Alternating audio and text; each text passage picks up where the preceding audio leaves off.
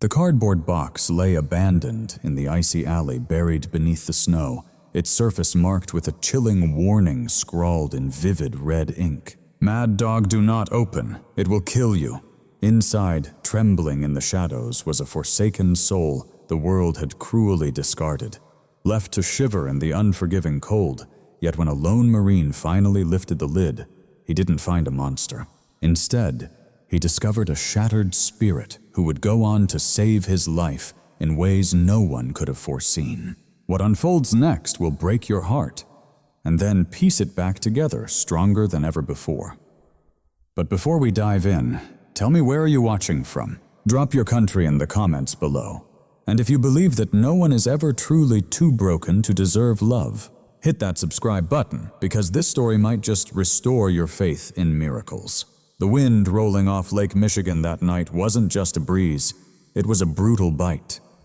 A harsh gust tearing through Chicago's streets, carrying the sting of sleet and the grim promise of a long, relentless night. Streetlights flickered weakly against the creeping gray dusk, casting long, trembling shadows across the pavement of the industrial district. Elias Thorne stood silent by the heavy chain-link fence of the last post-rescue center, his breath rising in white clouds before him. He was a man carved from hard edges and quiet strength, 55 years old, but the deep lines around his eyes told stories of many lifetimes lived. His faded olive-drab field jacket had seen better days, and he shifted his weight to ease the persistent ache in his left knee, a lasting reminder from a dusty roadside in Fallujah. He pulled up his jacket collar, his rough fingers fumbling briefly with the stiff zipper. Behind him, the rescue center was calm. The dogs were fed and settled, the concrete runs washed clean. It was time to return to an empty house that smelled of old coffee and silence. Elias reached out for the padlock on the gate, the cold metal biting into his skin. He snapped it closed, the sound ringing out like a gunshot through the deserted alley. Turning to leave, his boots crunched over the thin ice of frozen slush on the pavement. That's when he saw it nestled in the shadow of the dumpster, just beyond the reach of his flashlight's glow. A box. Trash was common here. The wind often swept debris into the building's corners. Newspapers, fast food wrappers, the discarded remnants of the city's pulse. But this was something different. It was a large cardboard appliance box, soaked and heavy from the sleet. It sat there with deliberate stillness, as if placed with purpose. Elias hesitated. The Marine inside him, the part that never truly retired, scanned the silent alley. No taillights fading into the distance, no footsteps, only the wind moaning through the power lines overhead. He stepped toward the box, his limp becoming more noticeable as the cold crept into his joints. Approaching, he saw the cardboard sagged, darkened at the base with moisture. It had clearly been there for hours, absorbing the merciless slush. Then the street lamp's beam struck the top of the box, freezing Elias in place. Someone had scrawled a message on the lid. The words, written in thick, furious red marker, bled into the wet cardboard like an open wound. The message was raw, desperate, and impossible to ignore. "Mad dog, do not open. It will kill you." Elias stared, the wind howling once again. The box rattled as its flaps fluttered, but whatever lay inside remained ominously still. His first instinct was clear. "Call animal control," a quiet voice urged inside his mind. "If it's a rabid beast or a fighting dog, something truly dangerous, you're not equipped for this. You're weary, your leg aches. Just go home, Gunner." He pulled out his phone, thumb hovering uncertainly over the screen, but he didn't dial. His eyes returned to the box. There it sat alone, abandoned like trash. A sharp, unexpected memory gripped his chest. He recalled the roar of a transport plane, the stifling heat, then the aching silence of returning home. He remembered feeling like a tool no longer needed, boxed up, marked as broken by a world that didn't know how to unravel him. He knew what it was to be feared, to see people cross the street to avoid the hard truth in his gaze. He eyed the red letters again. "It will kill you." "People lie," Elias muttered into the empty alley, His voice was rough, unused to speaking aloud when no one listened. He slipped the phone away. He wouldn't leave it here, not out in this merciless cold. If there was a monster inside, it was freezing to death. And if it wasn't a monster, well, Elias understood a thing or two about being misunderstood. He stomped back to the gate, cursed as he unlocked it, and retrieved a heavy-duty flashlight, along with a sturdy oak walking stick he kept by the door. He didn't grab the catch pole. Not yet. He needed to see what he was facing. Returning to the alley, Elias approached the box with the careful caution of experience. He shifted to the side, making sure not to stand directly in front of the opening. If something lunged, he wanted the edge. He breathed deeply, heart steady, a discipline earned through fire and pain. The box remained silent. No growls, no scratching, just the heavy, wet stillness of something on the brink of death. "All right?" Elias said softly, his voice calm but resolute. "Let's see what you're really made of." He extended the oak stick, hooking its tip under the soggy flap. The cardboard was soft, barely holding together. He pressed harder and lifted the lid. He braced himself, expecting a snarl, teeth flashing, a pit bull trained for combat, ready to strike, or maybe the frantic scurry of a rabid raccoon. He tightened his grip on the stick, prepared to defend himself, ready to slam the lid shut in an instant. He flicked on the flashlight, sweeping its beam into the darkness inside. The light sliced through the shadows. Elias blinked, but the tension in his shoulders didn't ease, it shattered. There was no monster, no killing beast. Curled tightly in the far corner of the box, pressed so close to the damp cardboard it seemed to be trying to vanish into it, was a puppy. A German shepherd, maybe 4 or 5 months old, but so emaciated his ribs showed like broken ladder rungs beneath matted black and tan fur. He trembled, not just from the cold, though that was biting, but with a violent, convulsive fear that shook him to the core. The puppy didn't lunge, didn't bark. When the light found him, he didn't bare his teeth. Instead, he flinched, shutting his eyes tight and tucking his head down, covering his nose with his paws as if bracing for a blow. He made himself small, pulling his long, thin legs close. Elias felt the air wrench from his chest as he tried to vanish into the shadows. His hands trembled as he slowly lowered the stick, not from the cold, but from a fierce, white-hot anger boiling inside him. Not directed at the dog, but at the cruel hand that penned that message. The warning scrawled on the box screamed death. Inside, the helpless soul silently pleaded for mercy. "Hey," Elias whispered, his voice rough like gravel, softening into a fragile whisper. The puppy's ear twitched in response. That huge triangular ear was far too big for its emaciated head. One eye creaked open, brown wide, drowning in a profound and heartbreaking sorrow. No anger in that gaze, only an empty, weary cry for help. The dog opened its mouth, but no bark came out, just a cracked, dry whimper. It was the sound of a spirit shattered into dust. Elias locked eyes with the supposedly dangerous creature. He noticed the sharp hip bones jutting through skin, the dust and grime clinging to its matted fur, and how the puppy looked at him not as prey, but as a god cradling the power over life and death.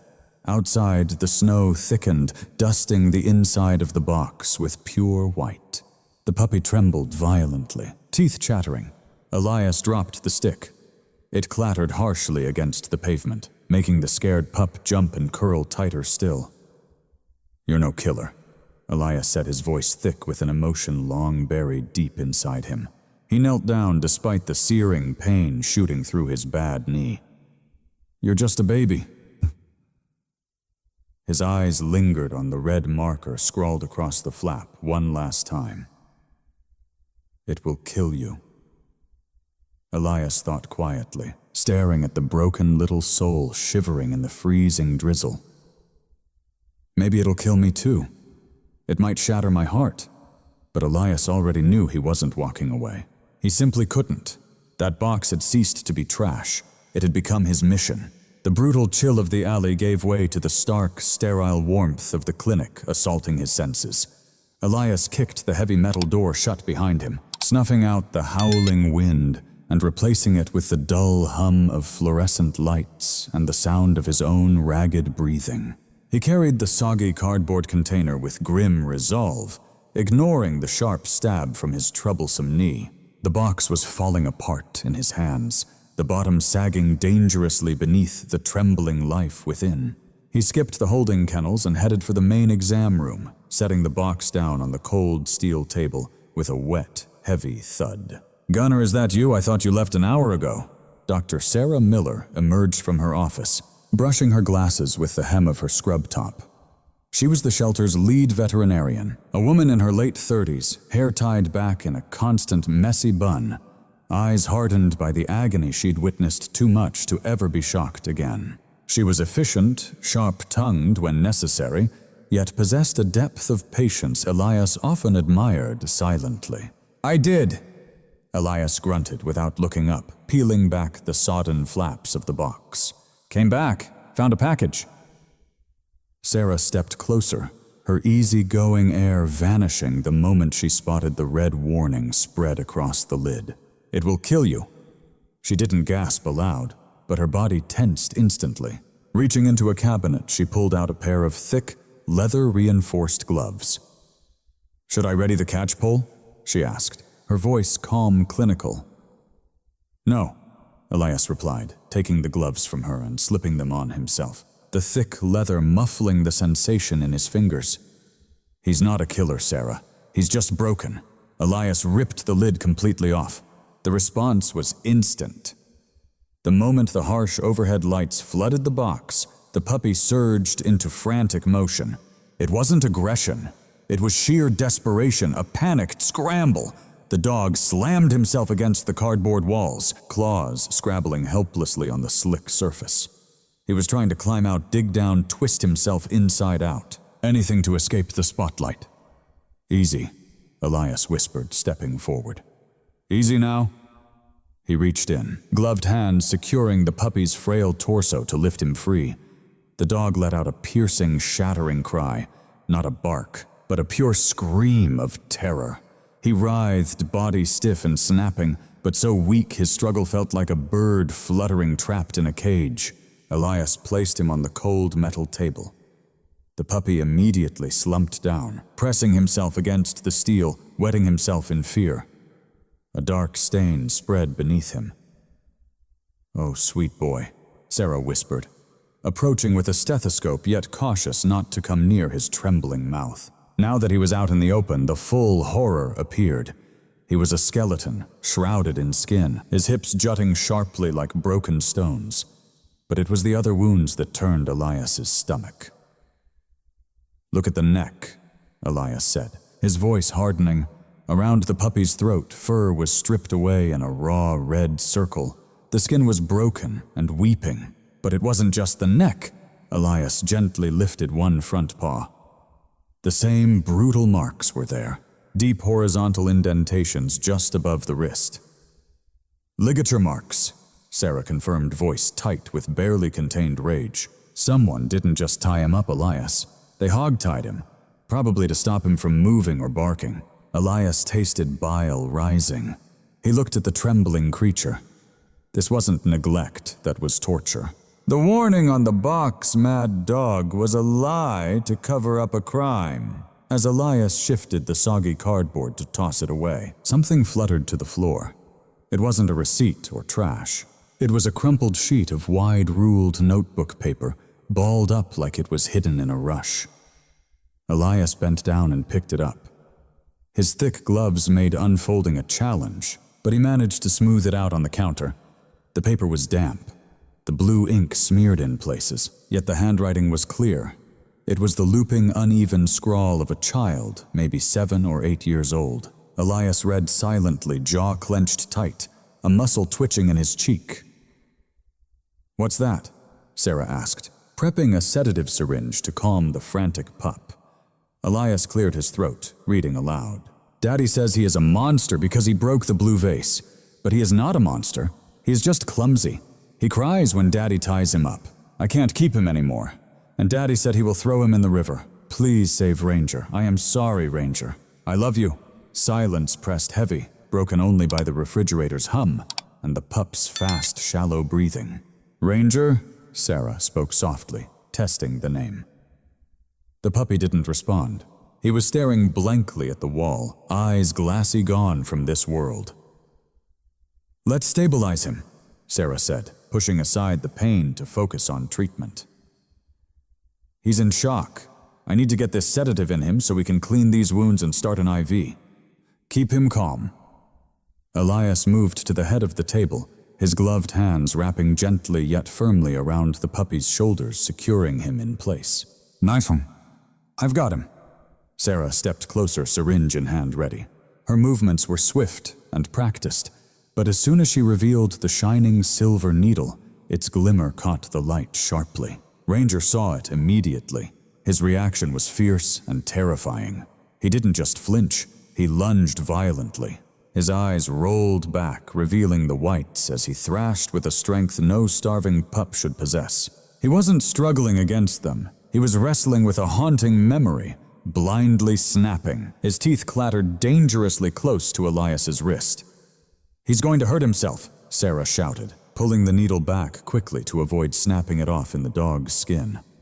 "Hold him, I'm trying," Elias grunted, pressing down harder. But the pressure only fueled Ranger's panic further. The puppy screamed a raw sound of pure despair. Elias glanced down. He saw the thick leather of his gloves digging painfully into the fresh, bloody wounds on the dog's neck. He noticed how Ranger's eyes locked onto the gloves. To the puppy, those big, heavy hands weren't rescuers at all. He was just another imposing figure restraining him to cause pain. The gloves were the enemy. "Stop!" Elias, Sarah pleaded. "Elias, I said stop." Elias barked, his voice firm. "Back off, Sarah. Give him some room."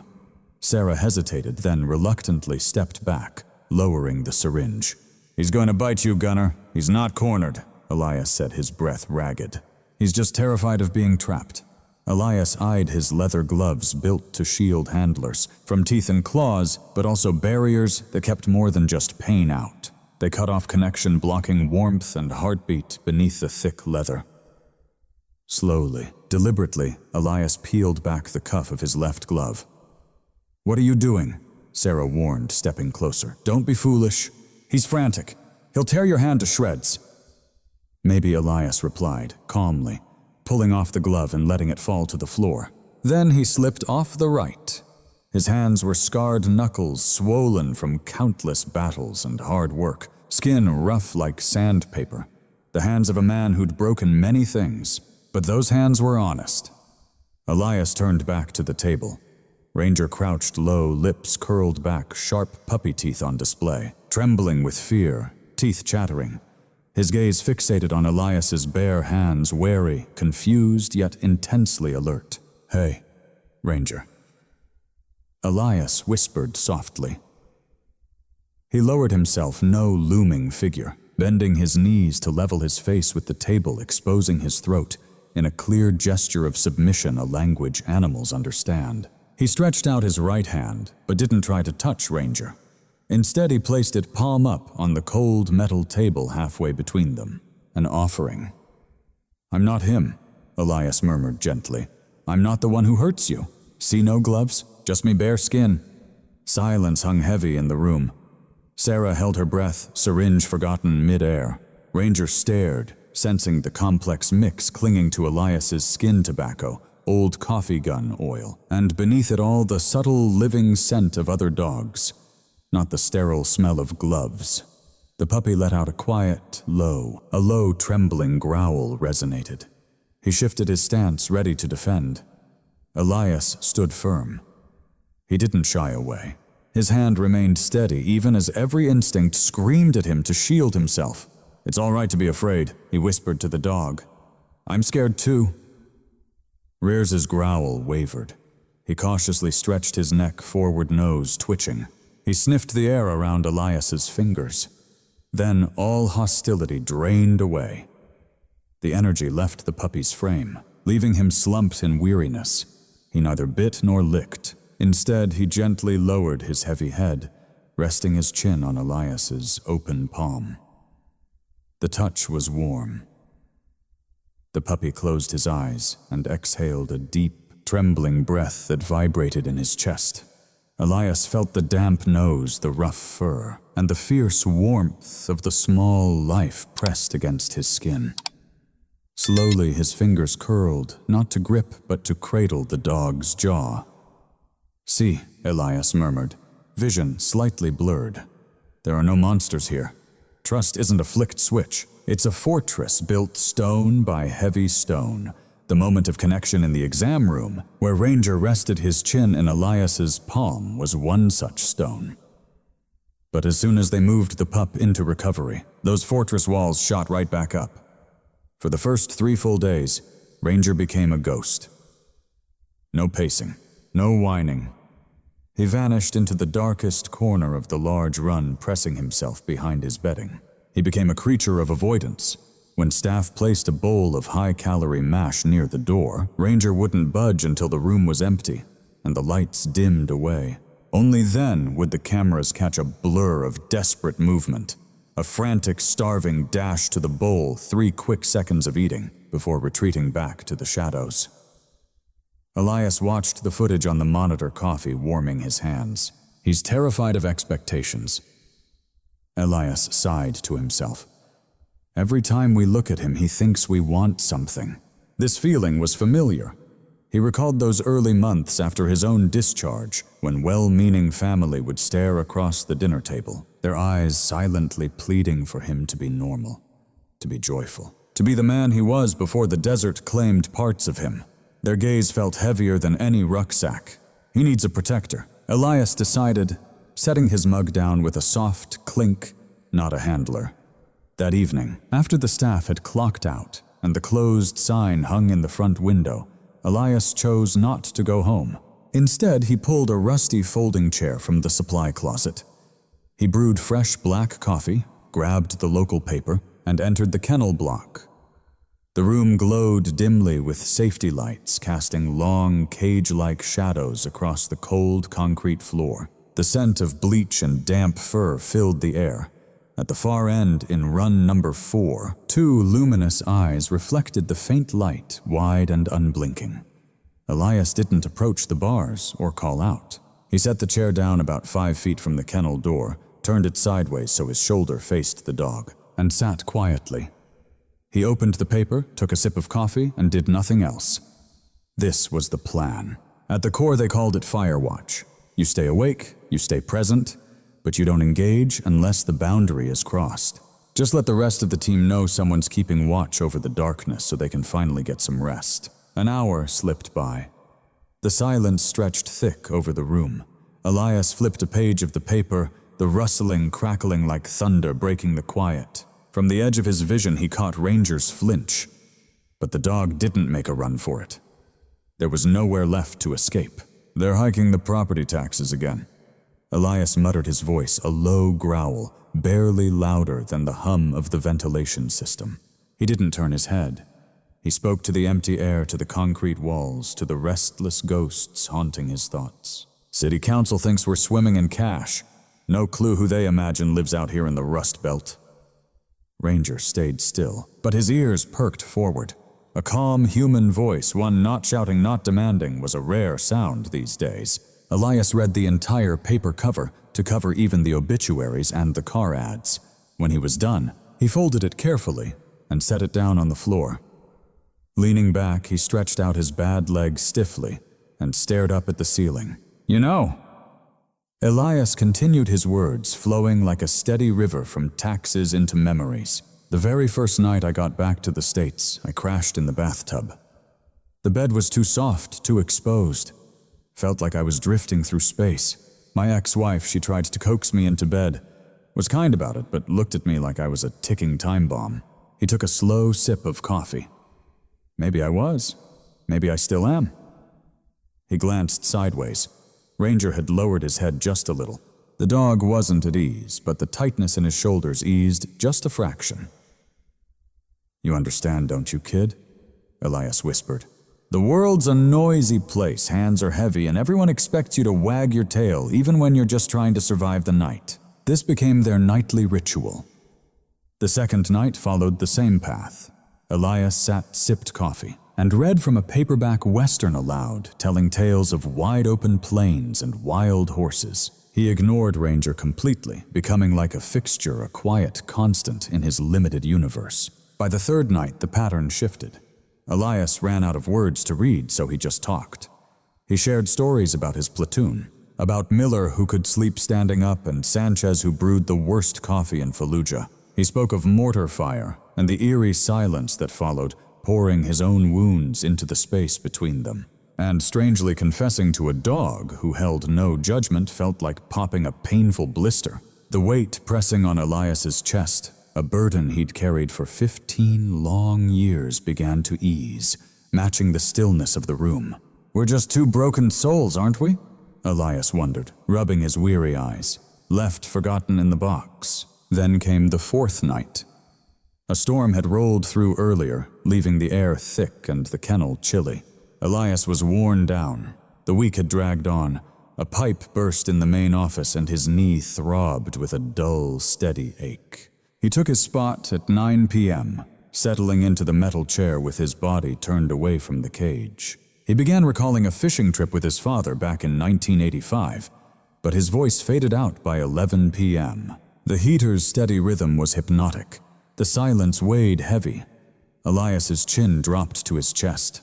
His breathing slowed, falling into the deep, rasping rhythm of sleep, his hand loosening, dangling off the chair's edge. His body relaxed, fingers lightly sweeping across the chill of the concrete floor. Deep inside, run number 4, the statue stirred to life. For 4 nights, Ranger had silently watched the man.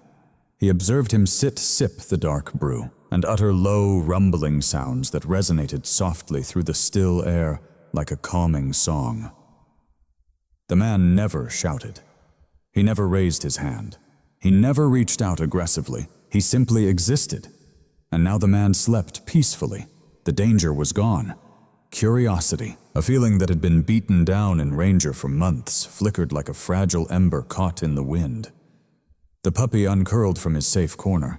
His paws made not a sound on the floor. He moved silent and cautious like a hunter, though his heart pounded like vulnerable prey. He stepped once, then again. He paused, bracing for the man to wake and shout. But Elias only snored softly. Ranger took another step. With his long neck stretched forward, his nose twitched.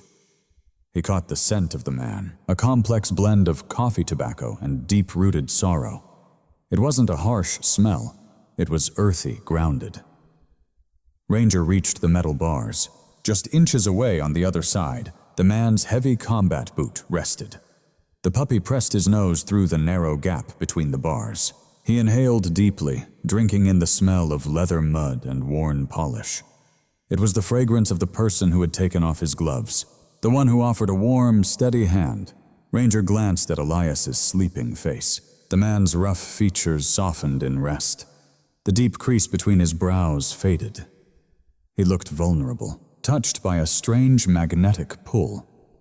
Beneath layers of fear, the pack instinct stirred. A pack sleeps side by side. A pack guards one another. Ranger didn't retreat back to the corner. The corner was safe, yes, but cold. The man was warm. Gently, almost hesitantly, Ranger turned around.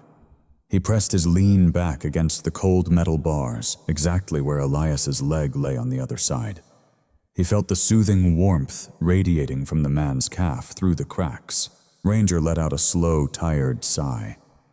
He rested his head on his paws. For the first time since being forced into that appliance box, he didn't keep one wary eye open. He closed both eyes fully. The man stood guard in the dark, so Ranger could finally find peace. But the fragile truce with winter barely lasted. 2 days after Ranger had leaned against the kennel bars, the Chicago sky turned a bruised, fierce purple. Meteorologists called it a historic polar vortex, warning of biting cold that could freeze skin down to the bone in minutes. Elias Thorne saw it as an ambush. By midday, snow whipped sideways, driven by a wind that screamed like a banshee through the shelter's corners. By 3 o'clock in the afternoon, The city plows had abandoned the side streets. Inside the shelter, the mood grew heavy. Elias sent the few remaining staff home early, unwilling to let them risk getting trapped. He was alone once more, checking thermostats, locks, and every inch of the perimeter. But what worried him most wasn't the building itself. It was the puppy in run number 4. Ranger's progress had stalled. The curiosity that had sparked those nights was gone, replaced by a frightening stillness. He hadn't touched his food all morning. When Elias approached the kennel, Ranger didn't back away yet. He didn't lift his head either. He lay flat on his side, his breathing raspy and wet from 5 feet away, a rattling cough like crumpled paper scraping inside his chest. "Hey, buddy," Elias whispered. He unlocked the gate. The chair was unnecessary tonight. He stepped inside directly and sank to his knees on the cold concrete. Ranger didn't even flinch. His eyes were half-lidded, glassy, and unfocused. When Elias carefully peeled off his glove and laid a hand on the dog's side, the heat radiating from that small frame was alarming. Not just a fever, but a blistering blaze. The pneumonia, a cruel delayed toll from that cold, wet night in the box, had taken hold with brutal force.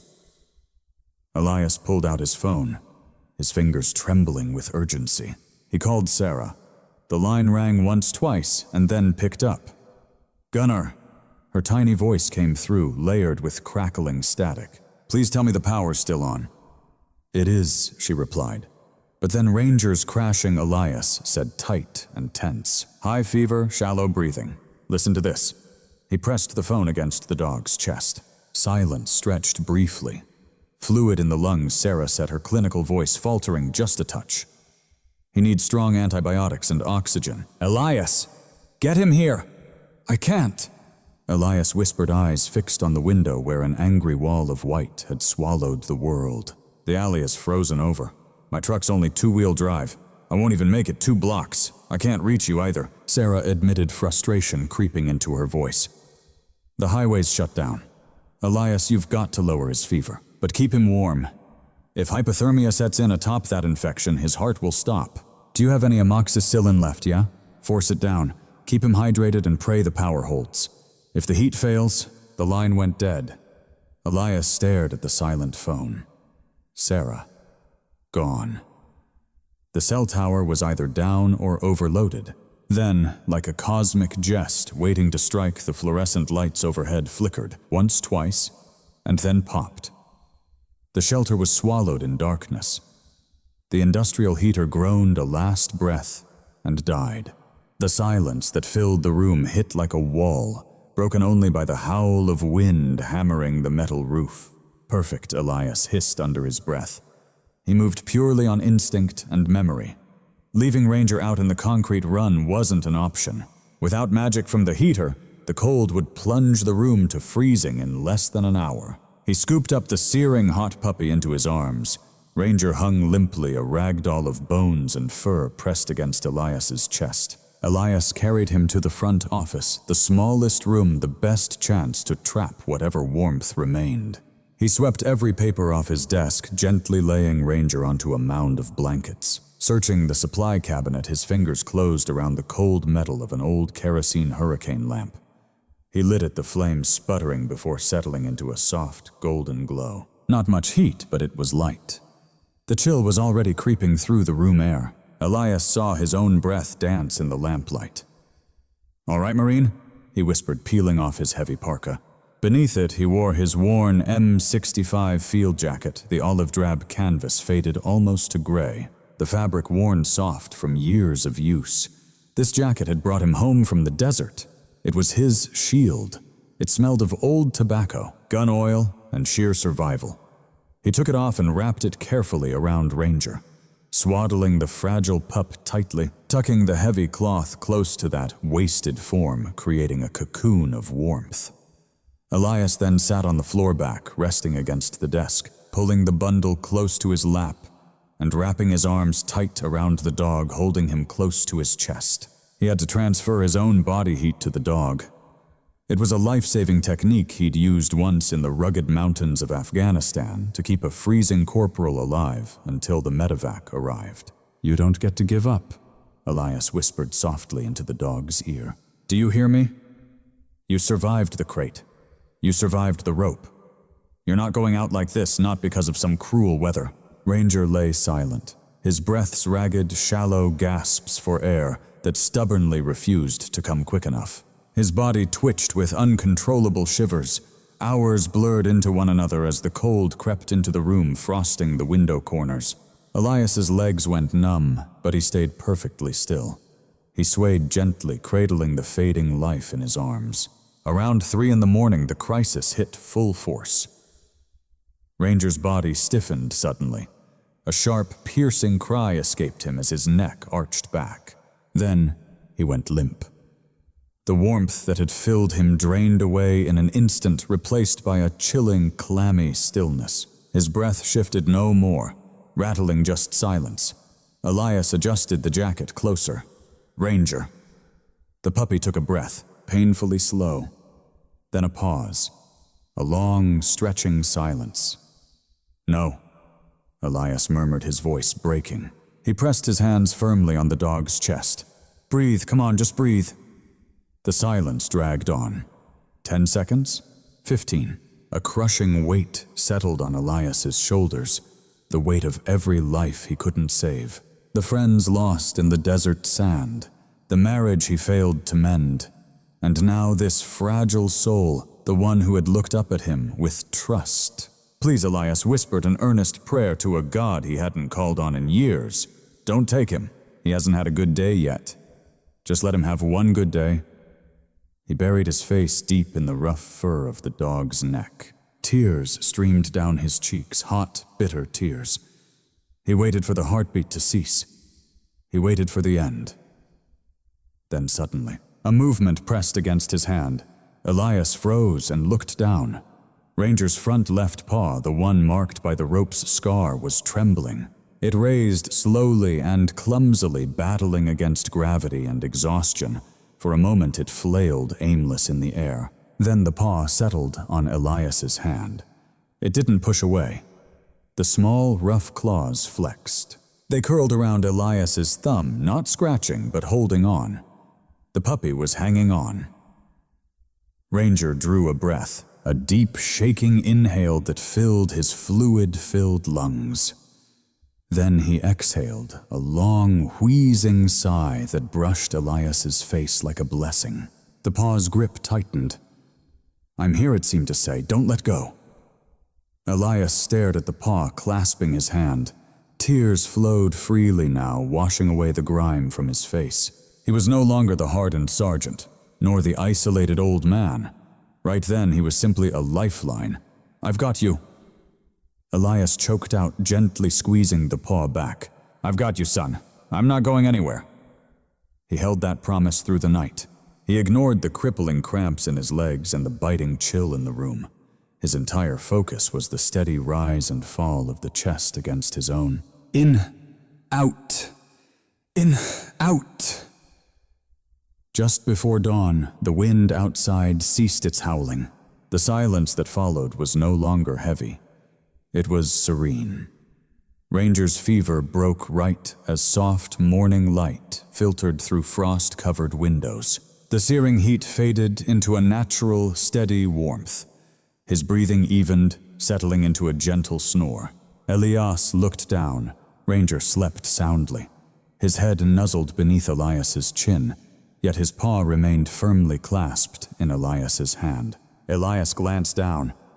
Ranger was deep in slumber, his head nestled beneath Elias's chin, yet his paw stayed gently placed there. The leash curled gently around Elias's thumb, gripping tightly like the lifeline tethering him from drifting away. They had braved the long night together, and within the shadows the last barricade between them quietly dissolved. The fever had purged the ailment, leaving behind a silence that no longer bore the weight of imminent death, but was instead heavy with uneasy tension. 3 weeks had slipped past since the blizzard's wrath. Outside, the snow was melting unveiling patches of brown, lifeless grass that whispered promises of a far-off spring. Inside their refuge, Ranger was undergoing a profound transformation. The ribs that once protruded like the wreckage of a shattered ship were now cushioned by a thin but healthy layer of flesh. His coat, once dull and tangled with grime, now shimmered with the rich black and tan sheen distinctive of his kind. He walked steady, no longer faltering from hunger, yet while his body was mending, his spirit remained caged inside its own fortress. Elias sat at his desk, eyes fixed on the young dog. Ranger was positioned rigidly on the rug near the door. That was the only fitting description. He didn't sprawl or nap in the careless, relaxed postures typical of puppies. He sat upright like a perfect sphinx pause, aligned ears swiveling like radar ever alert for dangers that didn't exist. A little old soul trapped inside a puppy's frame. He was serious, grave, and heartbreakingly courteous. "You know it's okay to blink," Elias muttered, flicking a pen onto the desk. Ranger's eyes tracked the pen's descent. He didn't chase it. He simply noted where it landed and glanced back expectantly at Elias, waiting for a command. He treated life like a minefield. If he stayed still, he wouldn't stumble on an explosion. "He's lost how to be a dog," Sarah Miller remarked later that afternoon. She'd stopped by to check Ranger's lungs, now leaning in the doorway, watching Ranger stiffen as a janitor passed by the window. He knows survival knows how to withstand pain, but he's clueless about joy. It's an alien language to him. Elias grunted, rubbing his aching knee. "He's disciplined. He's repressed," Sarah corrected gently. "He's a child forced to soldier on. If he's not taught to play, to release that pent-up energy, he'll break down into a nervous wreck, or worse, lash out driven by frustration." Elias met the dog's gaze. Ranger returned it with solemn reverence. It was the look of a soldier, awaiting orders, not a friend craving affection. "Right," Elias said, rising. "Operation Fun it is. I can do this." Elias felt absurd standing in the aisle of Pet Paradise, a neon-glowing superstore thick with the scent of cedar shavings and dried liver. He was surrounded by squeaking rubber chickens, brilliant pink balls, and ropes that looked fit for a tugboat.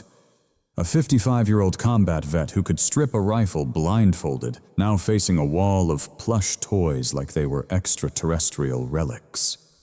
He ignored the hard rubber balls. Too dense, he thought. If I throw that, he'll think it's a rock. He needed something soft, something that wouldn't scream out a terrifying noise. His eyes settled on a plush squirrel-brown fuzzy, and about the size of a grenade. With an absurdly big bushy tail, Elias squeezed it gently.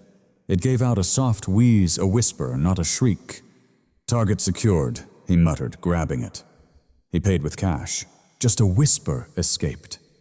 "Target locked," Elias murmured as he grasped the squirrel, paying for it with cold cash. Without a glance at the teenage cashier's amused grin, he strode purposefully to his truck. Back at the shelter office, the sun was dipping low, painting long orange streaks across the worn linoleum floor. Elias double-locked the door and drew the blinds tight. No witnesses were allowed today. Ranger lay settled on his usual rug spot, eyes locked on Elias with fierce attentiveness. Elias reached into the bag and pulled out the squirrel. Holding it up, he forced a spark of enthusiasm into his voice. "Look here," Elias said, trying to make it sound hopeful. But it came out more like a briefing from a battle plan. "This is a squirrel, meant for biting, gentle biting." Then he gently tossed the toy. It landed softly just about 3 feet from Ranger's paws. The dog flinched. He scrambled back, claws clicking sharply against the tile, pressing himself to the wall. His wide, terrified eyes stayed locked on the toy. In Ranger's world, something flying through the air was a weapon. Punishment was coming. No. Elias sighed deeply, wiping his face wearily. "This isn't a grenade, kid. It's just a toy." Ranger stayed frozen, trembling, waiting for the strike. Elias realized he'd made a mistake. He was standing tall. To Ranger, he was a towering figure, throwing things down with authority, dominating the space. Elias glanced down at the floor, then at his bad knee. He reflected on the pride and respect he had built over a lifetime. "Damn it!" Elias groaned with pain and frustration, the hardened ex-Marine slowly lowering himself onto his hands and knees. He settled his body flat against the cold linoleum face level with the dogs. The floor was unforgiving and chilly beneath him, but the shift in perspective was immediate and startling. The room grew vast, the desk now a towering cliff. "All right," Elias whispered softly, reaching out to take the squirrel once more this time. No toss. He made it creep across the floor, bobbing it gently up and down. Squeak, squeak. His gravelly, deep voice turned the sounds almost ridiculous. "I am a squirrel. I'm coming into your territory." Ranger's trembling eased. Tilting his head, ears perked sharply. The imposing human was no longer looming, but humbling himself on the floor, making soft, curious noises. Elias hid behind the desk leg, nudging the squirrel around the corner, peeking it out playfully. "Are you really going to let this little rodent steal your ground, Marine?" he teased silently. "He's stealing your intel." Ranger cautiously stepped forward. Fear was fading. Confusion had taken its place, and confusion was easier to bear than dread. Elias squeezed the squirrel softly. "We squeak," he whispered, then slid the toy not toward Ranger but just beyond him. It mimicked a small prey fleeing away. Instinct runs deeper than pain or fear. Ranger's gaze locked onto the fuzzy brown shape sliding across the cold tiles. He lowered his body muscles, coiling like a spring ready to launch. Elias held his breath, watching. Ranger made a small hop, not graceful, more like a pup finding its balance in a new world. Landing near the squirrel, he sniffed with intensity. The scent carried the store's faint trace, but also Elias's presence. Elias lightly tapped the squirrel again, sending it spinning. "Get him," he urged quietly. Ranger's tail twitched hesitant at first, then another twitch. Suddenly the dam broke. He yipped sharply, a burst of joy. With a pounce, his front paws crashed down onto the squirrel, pinning it firmly to the floor. He clamped the soft fur in his jaws. The feeling was perfect. It was exactly right. He shook his head vigorously, thrashing the toy side to side, destroying it with wild, joyful intensity. It felt right. It felt true. He shook his head, thrashing the toy side to side, ending its life with eager, fierce energy. "Nice shot!" Elias called out from his spot on the floor. "Go get him!" Ranger dropped the squirrel, locked eyes with Elias, and then did something that sent a jolt through his chest. The dog lowered his front body close to the floor, while his rear remained raised. He slapped his front paws down on the tile, a playbow, the universal signal for joy. Elias laughed, no quiet chuckle, but a bold, hearty laugh that caught them both off guard. "You ready for this?" Elias smiled wide and grabbed the squirrel. Ranger barked back, a true, deep and rich bark, none of that broken sound from the box. For the next 10 minutes, the shelter office became a racetrack. Ranger caught his second wind. He tucked his tail low and darted in tight, wild circles around the room, slipping on the linoleum, colliding with the filing cabinet and bouncing off like a pinball. He leapt right over Elias's legs, tossing the squirrel into the air and snapping it up. Fast, clumsy, and absolutely magnificent. Elias lay back on the floor, watching the flash of black and tan fur zoom past him. His knee throbbed, his back was stiff, and he looked downright ridiculous stretched out in his office. But as Ranger sped by with the squirrel clenched in his jaws, tail wagging so hard his whole rear end shook, Elias saw it. That dark shadow was lifted. Eyes once dead and empty now sparkled, brimming with mischief and pure, untamed spirit. The trapped monster was gone. Now at last, the puppy was here. Ranger slid to a stop beside Elias, panting, hard tongue lolling out in a goofy, happy grin. He dropped the slobbery, conquered squirrel right onto Elias's chest.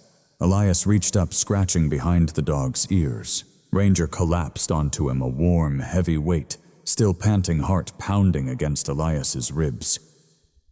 "Mission complete," Elias whispered to the ceiling, closing his eyes. Peace is a rare treasure in a rescue shelter.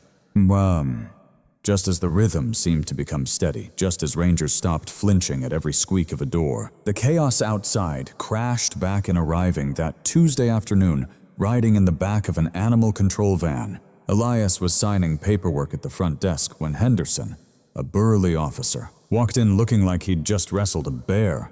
Mud smeared across his uniform, and a fresh scratch marred his forearm. "Got a live one for you, Gunner," Henderson panted. "Found him guarding a rundown scrapyard on the south side. No owner, no microchip, and zero interest in making friends.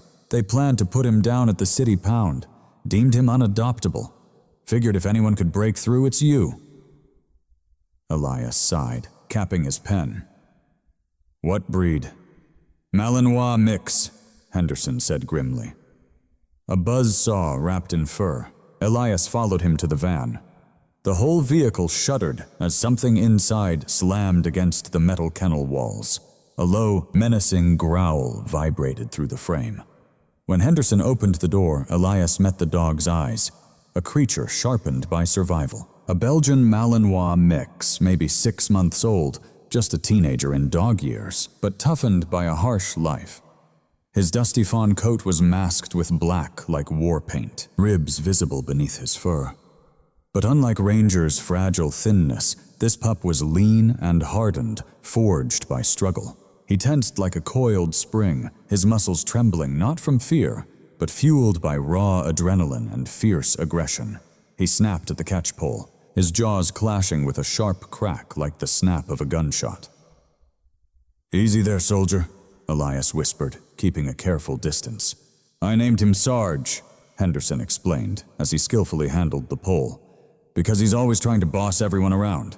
Getting Sarge into the shelter felt like a battle plan in motion.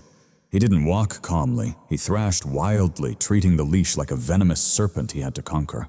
But Elias, moving with the steady, unshakable calm of a mighty tank, steadily guided him into run number 5. Run number 5 sat right beside run number 4, right next to Ranger's space. A thick pane of reinforced plexiglass separated the two, letting light shine through so the dogs wouldn't feel shut away, but tough enough to block any snap of teeth. Elias clicked the gate of run 5 shut and stepped back, his hand hovering close to the catchpole, ready to jump in at the first sign of trouble. He braced himself for chaos barrier aggression barking, lunging attacks the kind of fence rage that drove shelter staff to the edge. Sarge shook himself violently, the motion sharp and intense. He stalked the length of his tiny prison, checking every corner, breathing in the air with desperate, hungry sniffs. Then he froze. His eyes locked onto Ranger. On the other side of the glass, Ranger stood watching calmly from his bed, untouched by the chaos. He'd grown bigger now, his sleek black and tan coat gleaming, standing tall, but he still had that gentle soul. Those were still the eyes of a poet, not a warrior. Sarge's hackles rose, a ridge of fur bristling along his spine. He lowered his head, amber eyes locked with Ranger's, letting out a low, warning growl that meant, "I'm gonna take you down." Elias held his breath. Ranger didn't growl back. He didn't bark. He didn't back off. Instead, Ranger tilted his head, stepping closer to the glass, staring up at the snarling, trembling beast on the other side with a look full of deep and calm curiosity. He sniffed the glass, leaving behind a small, foggy mark. Sarge blinked, the growl vanishing in his throat. Confusion flickered across his face. In the scrapyard, everyone had either fled him or fought to survive. But Ranger was doing neither. He was simply watching. "Well, I'll be damned," Elias murmured. The two dogs stood nose to nose, separated by only a sliver of clear plastic. One was fire, the other water. One was a weapon forged in the chaos of a scrapyard, the other a fragile toy stitched back together with hope. For hours to come, the shelter held a tense silence. Sarge paced without rest, his claws tapping out a frantic beat on the concrete floor. Ranger stayed put on his bed, observing the restless pacing with the cool, detached calm of a spectator watching a tennis match. Then the outside world crashed back in. The rescue center sat on an industrial stretch just 3 blocks from a fire station. Usually the sirens sounded like distant wails, but that day a call had come in for a massive fire nearby. It started as a low rumble shaking the ground beneath them. Then suddenly the noise exploded. A ladder truck thundered past the front, its air horn blasting sharp bursts layered over the keening mechanical scream of the siren. It was overwhelming, deafening, the sound vibrating through teeth and bones alike. In run number 4, Ranger dissolved. The noise triggered a deep, buried memory in his brain, a flood of shouting, crashing, and chaos. Amidst the chaos of noise that always signaled dread in his past, the once confident dog who chased squirrels had disappeared. Ranger scrambled backwards, his paws sliding helplessly across the floor, desperate. He tried to claw at the concrete corner of his kennel, but when that failed, he threw himself against the far wall, curling tightly into a shaking ball. His paws pressed over his ears, eyes clenched shut, a piercing whine escaping from deep within him. He was engulfed by the deafening noise. Elias was in the office when the distress reached his ears. Grabbing his keys, he sprinted toward the kennel block, cursing the thin walls that did nothing to muffle the sound. But before he reached the door, he paused. He peered through the observation window. In run number 5, Sarge had stopped his pacing. The siren meant nothing to Sarge. He was a scrapyard dog. He had endured the oppressive racket of car crushers, roaring machinery, and passing trains. To him, noise was mere background. It held no importance. Sarge stood calm and still in the center of his kennel, meeting the siren's wail with disinterested eyes. Then his gaze shifted left. He saw Ranger, the bigger dog, trembling, possessed by a wave of pure fear. Sarge silently approached the glass divider. No barking, no jumping. He moved with slow, measured deliberation, completely different from the frantic energy he showed moments before. Pressing his chest softly against the glass where Ranger cowered on the other side, the terrified dog swallowed by darkness. Eyes tightly closed, Sarge lowered his head.